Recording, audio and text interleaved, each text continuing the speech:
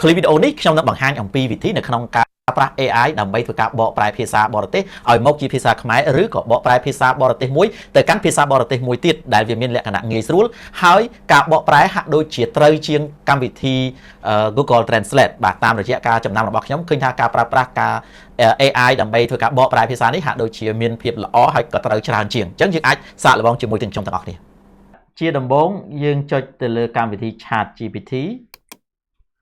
បន្ទាប់មកទៀតដើម្បីយើងធ្វើការបកប្រែឯកសារបាទមានន័យថាយើងមាន file រូបថតឯកសាររូបភាពដែលយើងថតជារូបភាពមកបាទឯកសារជាភាសាបរទេសរួចហើយយើងយកមកឲ្យបកប្រែអញ្ចឹងយើងចុចទៅលើសញ្ញាលេខបូកនេះ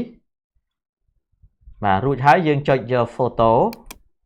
បាទអញ្ចឹងកន្លែងនេះគឺជារូបភាពឯកសារជាភាសាបរទេសបាទអញ្ចឹងយើងចុចកន្លែងហ្នឹងមកហើយយើងចុចលើ add នេះបាទអញ្ចឹងយើងបានឯកសារជាភាសាបរទេសនឹងហើយរួចហើយយើងយកមកឲ្យ Chat GPT នឹងបកប្រែអញ្ចឹងយើងដាក់ថាសូមបកប្រែជាភាសាខ្មែរបាទអញ្ចឹងយើងដាក់ប៉ុណ្ណឹងហើយយើងក៏ចុចបញ្ជូនទៅបាទអញ្ចឹងកម្មវិធីវាកំពុងតែធ្វើការបកប្រែឲ្យយើងហើយបាទគេកំពុងតែវិភាគអញ្ចឹងវានឹងចាប់ផ្ដើមបកប្រែបាទនេះអញ្ចឹងគឺគេបកប្រែមកជាភាសាខ្មែរមកឲ្យយើងហើយនៅខាងក្រោមនេះណា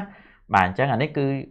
គឺជាអ្វីដែលវាបានបកប្រែចេញពីរូបភាពជាភាសាអង់គ្លេសនេះបាទអញ្ចឹងអានេះគឺជា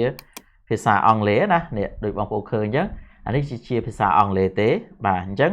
វាក៏បានបកប្រែមកជាភាសាខ្មែរឥឡូវនេះខ្ញុំដាក់ថាសូមឲ្យបកប្រែទៅជាភាសាកូរ៉េម្ដងសូមបកប្រែទៅជា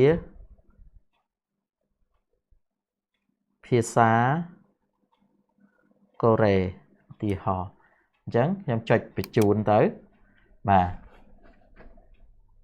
អញ្ចឹងកំពុងតែវិភាគនេះអញ្ចឹងចេញទៅជាភាសាកូរ៉េវិញម្ដងអញ្ចឹងអានេះគឺជាការ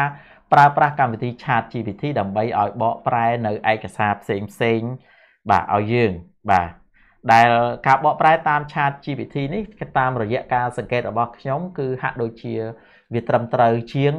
នៅក្នុងកម្មវិធី Google បាទ Google Translate បាទអញ្ចឹងយើងអាចជ្រើសរើសកម្មវិធី Chat GPT ដើម្បីធ្វើការបកប្រែបានបាទអរគុណច្រើនកុំភ្លេចជួយ share វីដេអូនេះម្នាក់មួយហើយជួបគ្នានៅវីដេអូក្រោយៗទៀត